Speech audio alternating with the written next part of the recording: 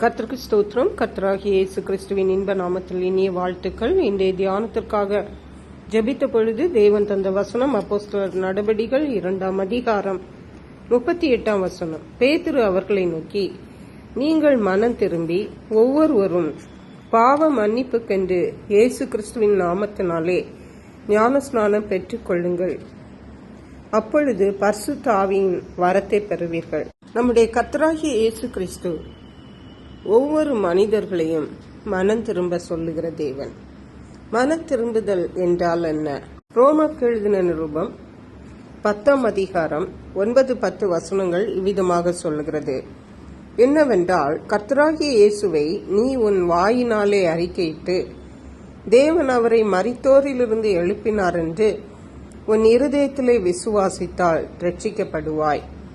நீதியுண்டாக இருதயத்திலே விசுவாசிக்கப்படும், ரட்சிப்புண்டாக வாயினாலே அறிக்கை பண்ணப்படும். நம்முடைய கர்த்தராகிய இயேசு கிறிஸ்து நமக்காக தன்னுடைய ஜீவனை தந்தார்.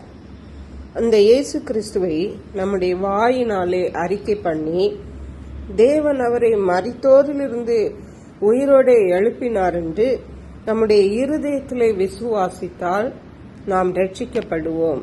இந்த ரட்சிப்பு தான் மனம் திரும்புதல். அதாவது கர்த்தராகிய இயேசு கிறிஸ்துவை நாம் விசுவாசித்து அவரை நம்முடைய வாயினாலே அறிக்கை பண்ண வேண்டும். நீதியுண்டாக இருதயத்திலே விசுவாசிக்கிறது நமக்கு நீதியை உண்டு பண்ணும்.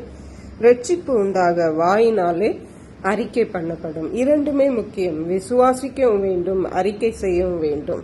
இயேசு கிறிஸ்து உயிர் தந்த தேவன் என்பதை நாம் விசுவாசிப்பது மட்டுமல்லாமல் அறிக்கையிடணும். அப்பொழுது ரட்சிப்பு நமக்கு உண்டாகும். நம்முடைய பாவங்களை இயேசு கிறிஸ்துவிடத்திலே சொல்லி அவருடைய மன்னிப்பை பெற்று அவருடைய இரத்தத்தாலே கழுகப்படும் பொழுது ஒரு மிக பெரிதான ஒரு சந்தோஷம் நம்முடைய இருதயத்தை நிரப்பும். அதுதான் ரட்சிப்பின் சந்தோஷம். அந்த அனுபவத்தை நாம் பெற்றுக்கொள்ளும் பொழுதுதான் நாம் மனம் திரும்பி இருக்கிறோம் அல்லது ரட்சிக்கப்பட்டிருக்கிறோம் என்று சொல்ல முடியும். அதாவது நம்முடைய பாவங்களிலிருந்து நாம் மீட்கப்பட்டிருக்கிறோம். அதுதான் ரட்சிப்பு. அது இயேசு கிறிஸ்துவை விசுவாசித்தால் தான் கிடைக்கும். அப்போஸ்தலர் நடபடிகள் 4ஆம் அதிகாரம் 12ஆம் வசனம் இவ்விதமாக சொல்லுகிறது. அவராலே அன்றி வேறொருவராலும் ரட்சிப்பில்லை. நாம் ரட்சிக்கப்படும்படிக்கு வானத்தின் கீழெங்கும் மனுஷர்களுக்குள்ளே அவருடைய நாமமே அல்லாமல் வேறொரு நாமம் கட்டளையிடப்படவும் இல்லை என்றான். இயேசு கிறிஸ்து என்ற நாமத்தை தவிர இந்த வானத்தின் கீழே பூமியிலே வேறு எந்த ஒரு நாமமும் இல்லை. நாம் ரட்சிக்கப்படுவதற்கு இயேசு கிறிஸ்துவின் நாமம் மட்டுமே தேவன் நமக்கு கொடுத்திருக்கிறார். அவர் ஒருவர் தான் பரிசுத்தர். அவருடைய பரிசுத்த ரத்தம் நமக்காக சிந்தப்பட்டிருக்கிறது. அந்த இரத்தத்திலிருந்து நாம் ரட்சிக்கப்படுகிறோம். தேவன் இயேசுவை உயிரோடு எழுப்பினார் என்ற விசுவாசமும் நமக்கு தேவைப்படுகிறது. இந்த ரட்சிப்பு நமக்கு எதற்கு என்றால், யோவான் எழுதின சுவிசேஷம் 3ஆம் அதிகாரம் 3ஆம் வசனம் சொல்லுகிறது. இயேசு அவனுக்கு பிரதியுத்தரமாக, ஒருவன் மறுபடியும் பிறவாவிட்டால் தேவனுடைய ராஜ்யத்தை காண மாட்டான் என்று மெய்யாகவே மெய்யாகவே உனக்கு சொல்லுகிறேன் என்றார். நாம் இந்த உலகத்திலே வாழ்கிறது நிரந்தரம் அல்ல. நிரந்தரமான ஒரு வாழ்க்கை நம்முடைய மரணத்துக்கு அப்புறம் இருக்கிறது. அதிலே சந்தோஷமான இடம் பரலோகத்திற்கு போக வேண்டுமா அல்லது நரகத்திற்கு போக வேண்டுமா என்பது நம்முடைய உலக வாழ்க்கையை வைத்து நிர்ணயிக்கப்படுகிறது. உலக வாழ்க்கையிலே நாம் மனம் திரும்பி இயேசு கிறிஸ்துவின் பிள்ளைகளாக மாறி, அதாவது நாம் ரட்சிக்கப்பட்டது அல்லது மறுபடியும் பிறக்கிறது.